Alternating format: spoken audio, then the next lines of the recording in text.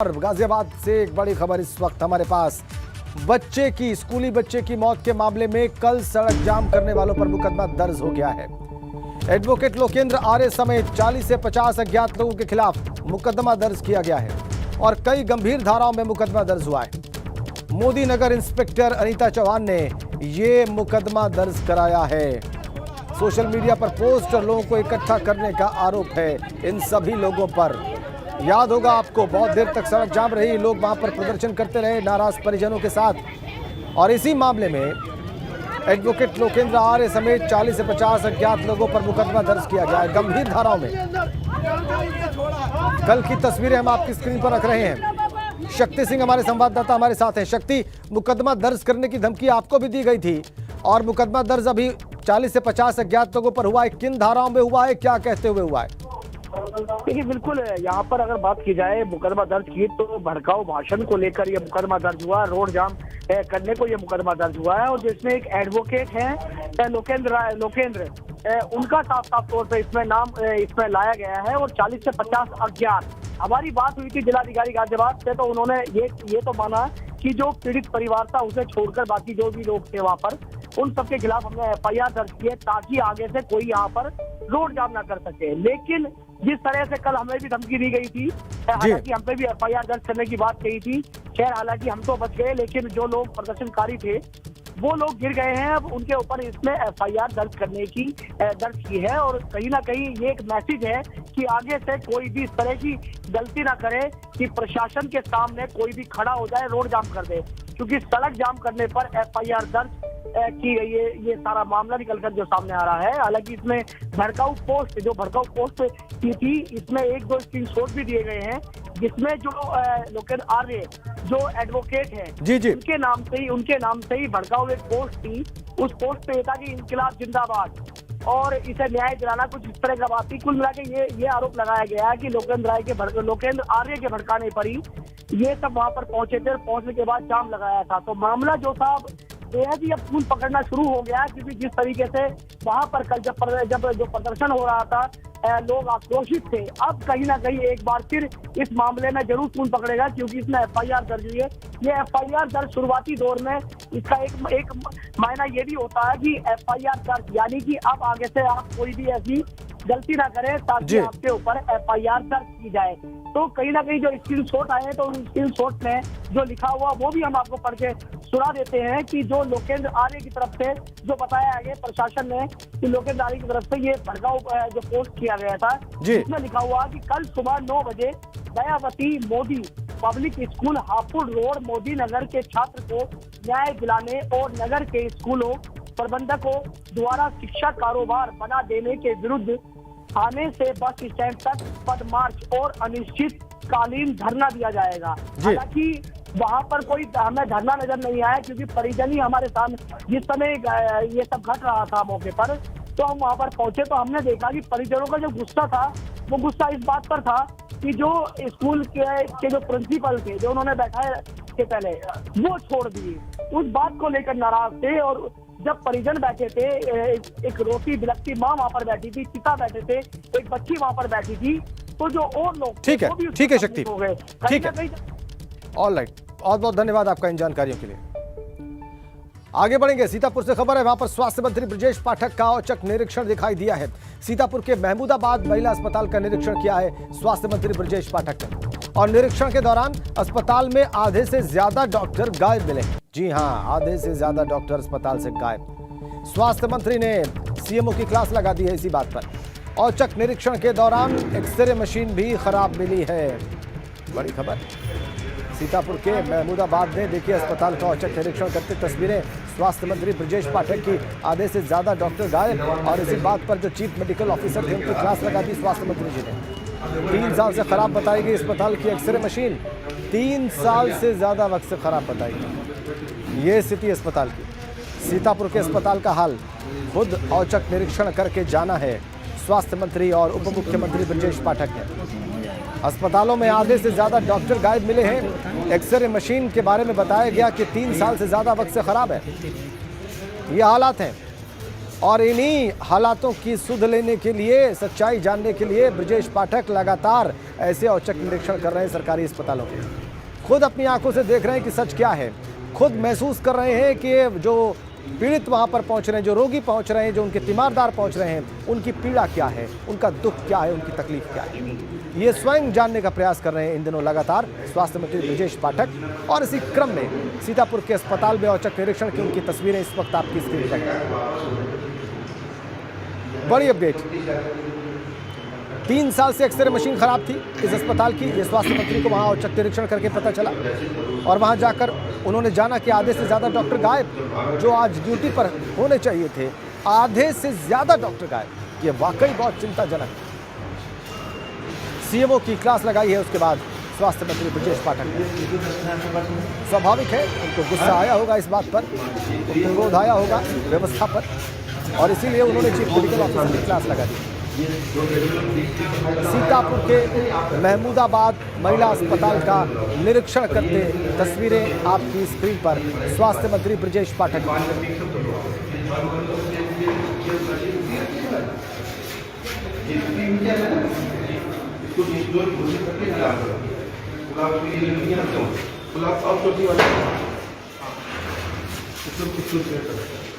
और कौन कौन डॉक्टर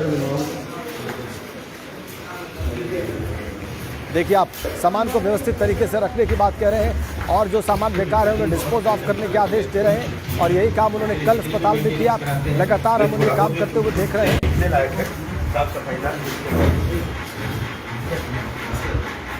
स्वास्थ्य मंत्री ब्रजेश पाठक एक्शन में अस्पतालों की, सरकारी अस्पतालों की व्यवस्था खुद जाकर देख रहे हैं। ये विभाग इनके पास है और स्वास्थ्य व्यवस्था को लेकर विपक्ष लगातार हमलावर रहता है। जो रिपोर्ट्स आती हैं वो चिंताजनक रहती हैं और अब खुद अपनी आंखों से मुआयना कर रहे हैं, खुद सच्चाई को देख परख रहे हैं यहाँ पर स्वास्थ्य मंत्री ब्रजेश पाठक। ये जो ताज़ा तस्वीर है आपकी स्क्रीन पर, ये सीतापुर के महमूदाबाद के महिला अस्पताल की तस्वीर है। आधे से ज़्यादा डॉक्टर को गायब मिले, एक्सरे मशीन खराब मिली, उनको बताया गया कि 3 साल से ज़्यादा वक्त से खराब है।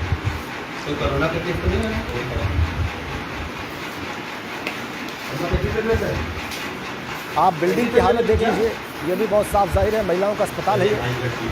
किस प्रकार की व्यवस्था होनी चाहिए, किस प्रकार की व्यवस्था है, ये खुद देख कर समझा जा सकता है तस्वीरों को।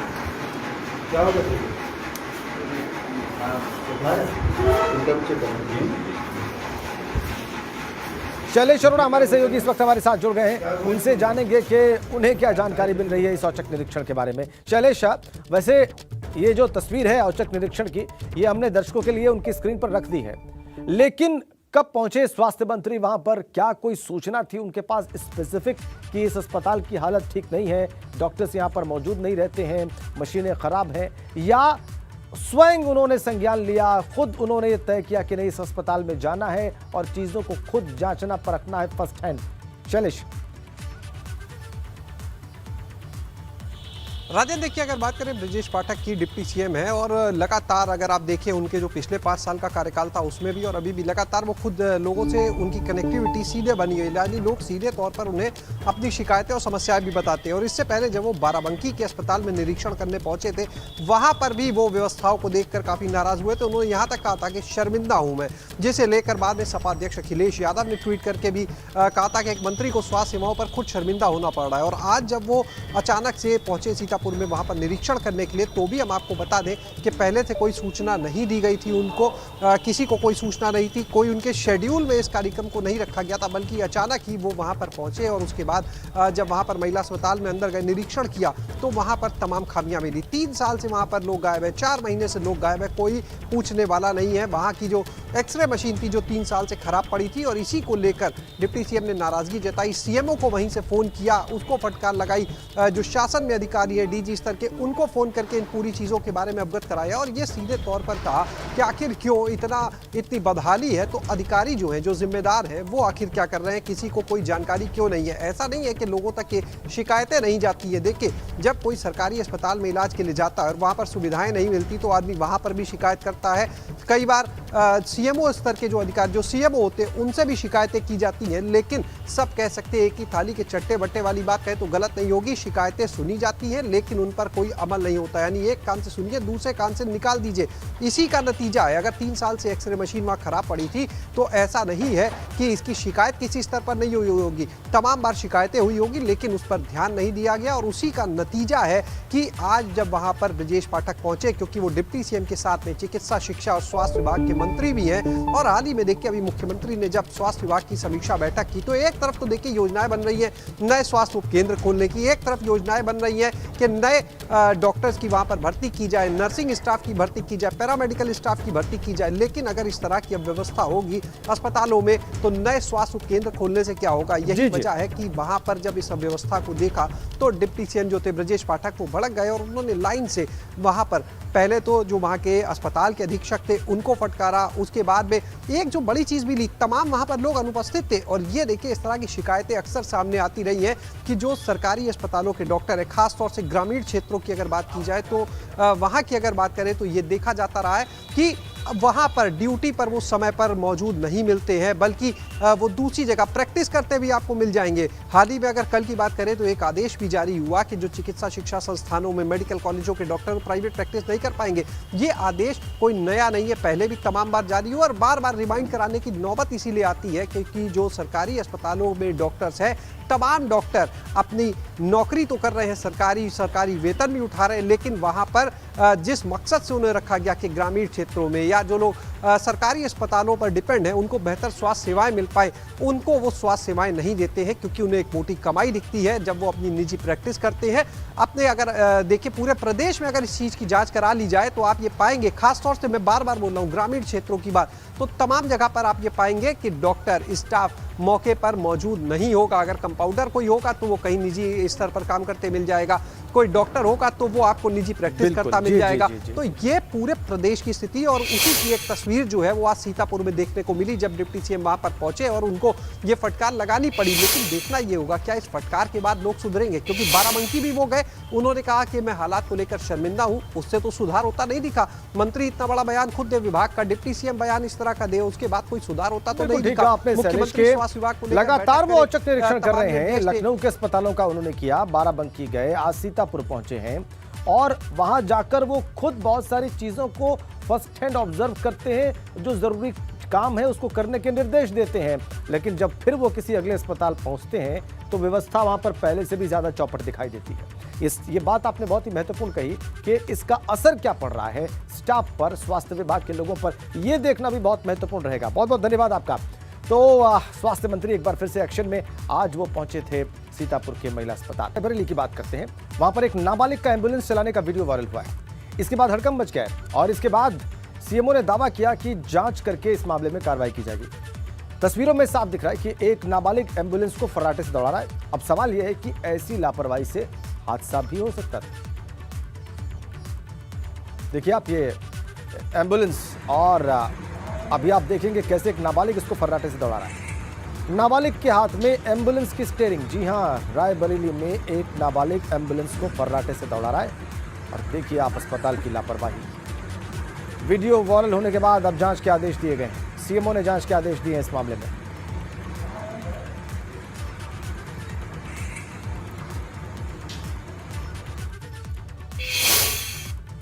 आगे बढ़ते हैं बड़ी खबर के साथ। यूपी भाजपा ने विधानसभा चुनाव की समीक्षा रिपोर्ट प्रधानमंत्री मोदी को सौंप दी है। जी हां, रिपोर्ट में सहयोगी दलों के वोट पूरी तरह भाजपा के पक्ष में ट्रांसफर कराने में नाकाम साबित हुए। यह सूत्रों के हवाले से खबर और यह बड़ी राजनीतिक खबर। रिपोर्ट में सहयोगी दलों के वोट पूरी तरह से भाजपा के पक्ष में ट्रांसफर न होने की बात है। पोस्टल बैलेट में सपा की जीत की जिम्मेदारी सरकारी कर्मचारियों को भी माना जा रहा है और पुरानी पेंशन की घोषणा से पोस्टल बैलेट में सपा को फायदा मिला है।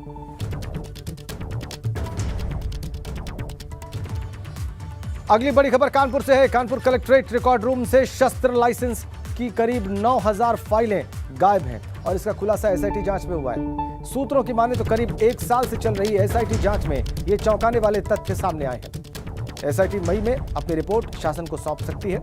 दरअसल कलेक्ट्रेट के असलाह विभाग में लगातार गड़बड़ियों की शिकायतें आ रही थी और इस पर पूर्व जिलाधिकारी कानपुर महानगर आलोक तिवारी ने पिछले साल मार्च महीने में एसआईटी जांच की संस्तुति कर दी थी। 9000 फाइलें गायब। आइए और ज्यादा जानकारी हासिल करते हैं रतीश त्रिवेदी से, हमारे कानपुर संवाददाता इस वक्त हमारे साथ सीधा कनेक्ट है। ये बड़ी बात है, ये बड़ी गड़बड़ी दिखाई देती है रतीश प्राइमा फेसी, और ज्यादा जानकारी दें। बिल्कुल, देखिए शस्त्र लाइसेंस फर्जीवाड़ा पिछले साल मार्च में सामने आया था, जब 93 फर्जी शस्त्र लाइसेंसों को जारी कर दिया गया था। इसके बाद एक मां और बेटे की जो लाइसेंस की बुकलेट है वो भी सामने आई थी, और इसके बाद इसका भंडाफोड़ हुआ था। आलोक तिवारी तत्कालीन कानपुर नगर के जिलाधिकारी थे। उन्होंने सबसे पहले अपने स्तर पर इसकी जाँच कराई, और जो जाँच कराई उसके बाद ये निकल के आया कि 40,000 असलाहधारी जो लाइसेंसधारी हैं कानपुर शहर में, उनमें से 4,000 फाइलें गायब उनको भी मिली थी। उसके बाद एसआईटी के गठन की बात की गई, एसआईटी को जांच दी गई और एसआईटी इन्वेस्टिगेशन शुरू हुई। 1 साल एसआईटी को जांच करते हुए हो रहा है। एसपी देवरंजन वर्मा इसके के नेतृत्व में जांच की जा रही है, और एसआईटी की अब जांच लगभग पूरी हो रही है। मई के पहले हफ्ते में या मध्य में इस रिपोर्ट को शासन को सौंपा जाएगा। जो तथ्य चौंकाने वाले हैं एसआईटी की रिपोर्ट में, सबसे पहले तो उस पर बात की ली जाए। करीब 9000 फाइलें ऐसी बताई जा रही हैं जो गायब हैं। 9000 फाइलों में वो फाइल भी गायब है जो विकास दुबे यानी विकास दुबे के नाम की थी। बिकरू कांड के मुख्य जो किंग पिन था उसकी नाम की फाइल भी गायब थी। यानी असलहों को रिन्यू करा जाता रहा, और तमाम अधिकारियों कर्मचारियों की मिलीभगत से।